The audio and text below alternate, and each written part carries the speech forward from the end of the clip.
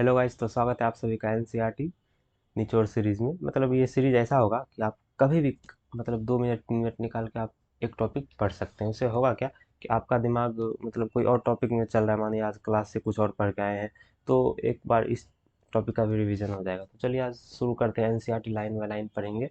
देखिए, इस बार नीट में 2025-24 में क्या हुआ है कि बहुत सारा डायग्राम बेस्ड क्वेश्चन आ गया, 4 4 क्वेश्चन आ गया। तो उस तरह से डायग्राम को भी देखना ज़रूरी है। तो हम इस टॉपिक में तो कोई डायग्राम जैसा कुछ है नहीं, तो इसीलिए बिना डायग्राम का ही हम पढ़ लेते हैं। लेकिन डायग्राम वाला भी टॉपिक हम लाएंगे, मतलब सारा टॉपिक लाएंगे। और डिस्क्रिप्शन में लिंक है एक वीडियो का, जो इसी चैप्टर केमिकल कोऑर्डिनेशन और इंटीग्रेशन वाला ही चैप्टर का कोई कोई टॉपिक का वीडियो होगा। मतलब इस चैप्टर से जितना भी रिलेटेड वीडियो है सारा हम डिस्क्रिप्शन में लिंक दे दिए, आप लोग देख लीजिए। और इसका प्लेलिस्ट भी बना देंगे, उसमें भी जाके आप देख सकते हैं। देखिए, कोई भी ग्लैंड के बारे में पढ़ते हैं तो सबसे पहले हमको जानना है उसका लोकेशन कहाँ है, वो कौन सा हार्मोन सिक्रीट करता है,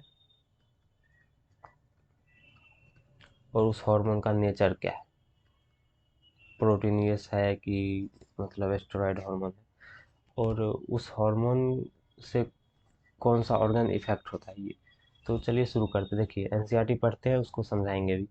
the thymus gland is a lobular structure located between lungs behind sternum और वेंट्रल साइड ऑफ एओर्टा। यहाँ तक पढ़े। अब देखिए, इसको हम समझाते हैं। थाइमस जो है एक लोबुलर स्ट्रक्चर है जो कि लंग्स के बीच में, स्टर्नम के पीछे और एओर्टा के आगे, वेंट्रल साइड मतलब आगे, डोर्सल साइड मतलब पीछे। Thymus gland is lobular structure located between the lungs, lungs दोनों लंग्स के बीच में, बिहाइंड द स्टर्नम स्टर्नम के पीछे, और वेंट्रल साइड ऑफ एओर्टा मतलब एओर्टा के आगे। ठीक। The thymus play major role in development of immune system. देखिए, अगर आपका इम्यून सिस्टम अच्छा है, इसका मतलब आपका थाइमस जो है अच्छा से वर्क कर रहा है। थाइमस जो है इम्यून सिस्टम को मेंटेन करने में बहुत मेजर रोल प्ले करता है। अब ये थाइमस सिक्रेट क्या करता है, एक peptide hormone. This gland secrete peptide hormone called thymosin. ठीक। थाइमोसिन कौन सा हार्मोन है, पेप्टाइड हार्मोन, याद रखिएगा। अब थाइमोसिन का रोल क्या है, thymosin play major role in the differentiation of T lymphocyte. T lymphocyte का डिफरेंशिएशन में थाइमोसिन मेजर रोल करता है।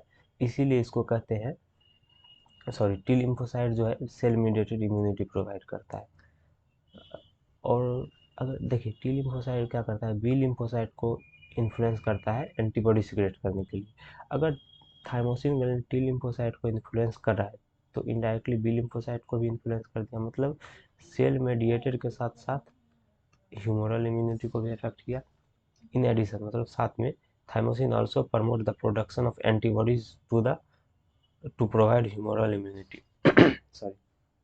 क्योंकि साथ साथ थाइमोसिन जो है एंटीबॉडी प्रोडक्शन को भी बढ़ाता है, मतलब ह्यूमरल इम्यूनिटी को भी इन्फ्लुएंस करता है।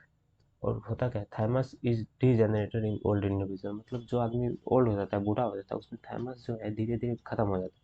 देखिए, जब आदमी पैदा रहता है उसमें बहुत बड़ा थाइमस रहता है, लेकिन बहुत बड़ा मतलब समझ रहे हैं, इतना बड़ा होता होगा। जब आदमी बूढ़ा होता है, मतलब एज बढ़ने के साथ साथ थाइमस का जो है साइज छोटा होते जाता है। उससे क्या होता है कि बच्चों में जो है बहुत ज़्यादा इम्यूनिटी रहता है, जब बच्चा बूढ़ा हो जाता है तो उसका इम्यूनिटी खत्म हो जाता है, resulting in decrease production of thymosin.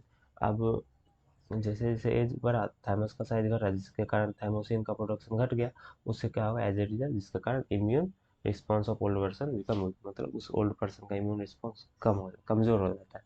तो देखिए, अभी हम थाइमस के बारे में पढ़े, और भी जितना भी हार्मोन है हम धीरे धीरे सबके बारे में, हार्मोन क्या है सब चीज़ के बारे में पढ़ेंगे। आप डिस्क्रिप्शन में एक बार देखिए, हमारे चैनल पे विजिट कीजिए, आपको सब कुछ मिल जाएगा। और अच्छा लगा तो लाइक कर दीजिए, शेयर कर दीजिए, सब्सक्राइब कर दीजिए। Thank you.